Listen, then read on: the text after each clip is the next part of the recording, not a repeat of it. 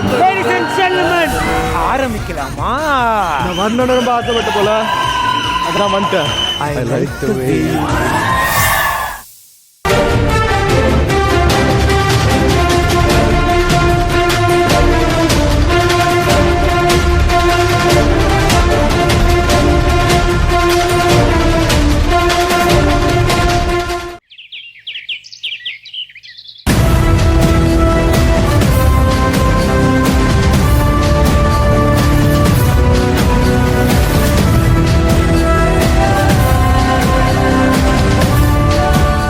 Sir எல்லாமே கரெக்டாக இருக்கு.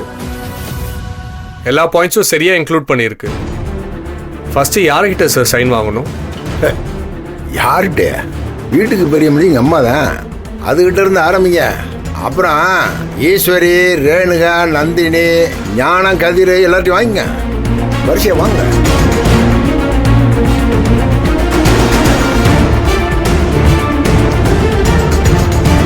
அம்மா வாங்கம்மா, சைன் மட்டும் போட்டுருங்க.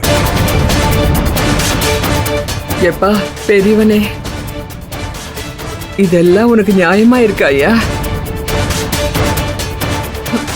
அவனையும் இந்த வயத்துல தானேப்பா பெத்தேன். ஐயா ஒத்த கையெழுத்துல எல்லாத்தையும் கழிச்சிட முடியுமாப்பா?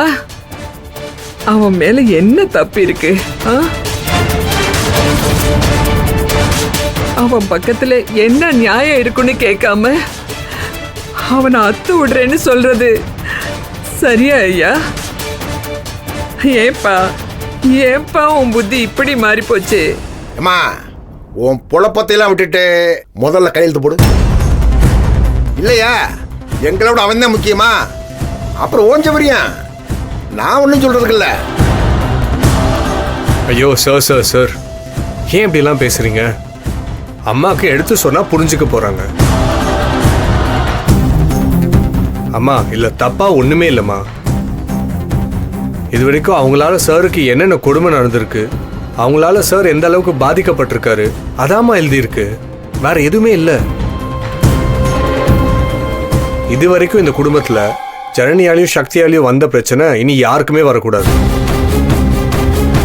அதனாலதான் இந்த உறவை ரத்து பண்ணிக்கிறோம்னு சொல்லி அதான் இங்க போட்டிருக்கு.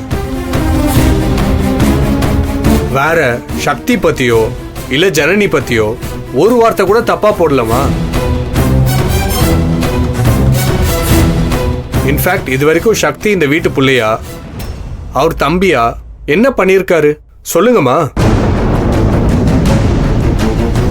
சரி, அவராலையும் ஒரு வைஃப்னாலையும் என்ன நல்ல விஷயம் நடந்திருக்கு? ஆமா, அப்படியே நடந்து கிழிக்கும். அந்த மெட்ராஸ் ஆமை எப்ப இந்த வீட்டுக்குள்ள கால் எடுத்து வச்சதோ அன்னைக்கே இந்த குடும்பம் அக்கு வேற ஆணி வேற பிச்சுக்கிட்டு போயிடுச்சு. இனிமே எந்த பிரச்சனையும் வராது. ஏன்னா ஜனனி இனிமே இந்த வீட்டு மருமக இல்லை.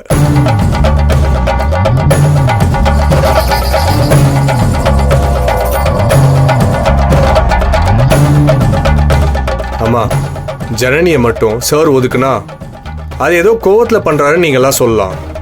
ஆனா அவர் பையன் மாதிரி வளர்த்த சக்தியவே ஒதுக்குறாருன்னா அப்போ என்ன அர்த்தமா? அந்த அளவுக்கு அவர் பாதிக்கப்பட்டிருக்காரு. அவர் நியாயத்தை யோசிச்சு ரொம்ப பெரிய மனவலியோட அவர் இந்த முடிவு எடுத்திருக்காருமா. எப்பா அவன் 1000 முடிவு எடுக்கலாம், ஆனா நான் அப்படி முடிவு எடுக்க முடியாது.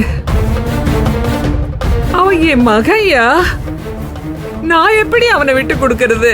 அப்ப ஒண்ணு செய்ய, நீ ஏன் உறவை ரத்து பண்ணிரு. குணசேகரன் என் மகை இல்லைன்னு இப்ப சொல்லிடு. நீ ஏய் விடுங்கப்பா, ஒன்னும் கெஞ்ச வேணாம்ப்பா. அது என்னை ரத்து பண்ணட்டும், விட்டுருங்க. வேணாம் வேணாம். பெரியவனே, இது நியாயமே இல்லப்பா. ஏமா, நீ மனசார கையெழுத்து போட்டு தெரியும் எனக்கு.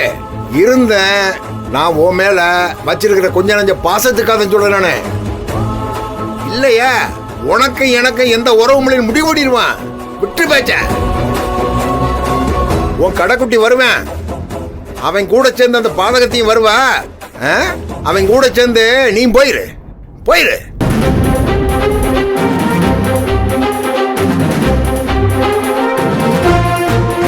ஏமா, நீ கையெழுத்து போற என்ன சொல்ற? வீட்டுக்கு பெரிய மனுஷன் இப்படி பண்ணிக்கிட்டு இருந்தா உன்னை பார்த்தானே மத்தவங்களும் பண்ணுவாங்க. இங்க பாரு, நீ கையெழுத்து போடலையாக்கும் யாரும் கையெழுத்து போட மாட்டாங்க. என்ன சொல்ற நீ?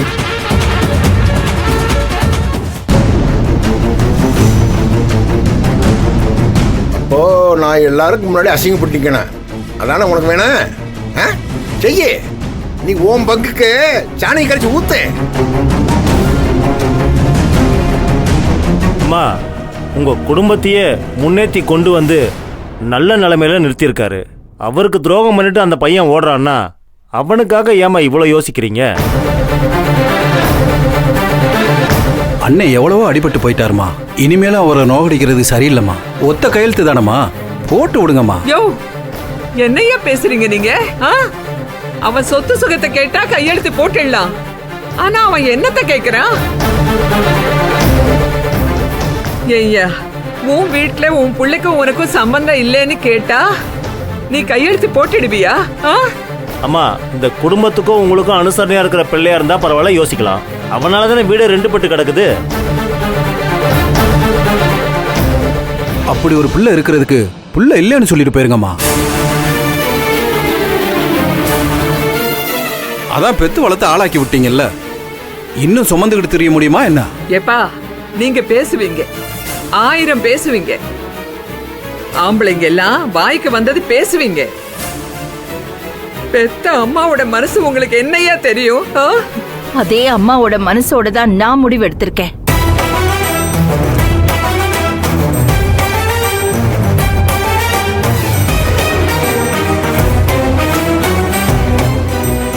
காணாம போன தர்ஷினி ஏன் பொண்ணு. எனக்கு எப்படி இருக்கும்னு யோசிச்சு பாத்தீங்களா? அதுக்கு இப்படி ஒரு முடிவு எடுக்கிறது சரியா? இந்த வீட்டு சூழல் பிரச்சனை எல்லாம் குறையணும். அதுக்கு இதுதான் சரின்னு எல்லாரும் சொல்றாங்க. ஈஸ்வரி, என்ன கையெழுத்து போட சொல்றியா? ஏமா தா போடல விடு. சும்மா ஊழு ஊழுன்னு கத்திக்கிட்டு தெரியாத. விடுங்கப்பா. ஈஸ்வரி, நீ மட்டும் போட்டா போதுமா? வேணாமா? யாரும் வேணாமா? மத்தவங்க போடுறாங்களா போல எனக்கு கவலை இல்ல. ஈஸ்வரி, நீ போடு. என் தம்பியை கையெழுத்து போடுவாங்க. வேற யார பத்தி என் கவலை கிடையாது எனக்கு. ஈஸ்வரி, போடு. நீ போடுமா?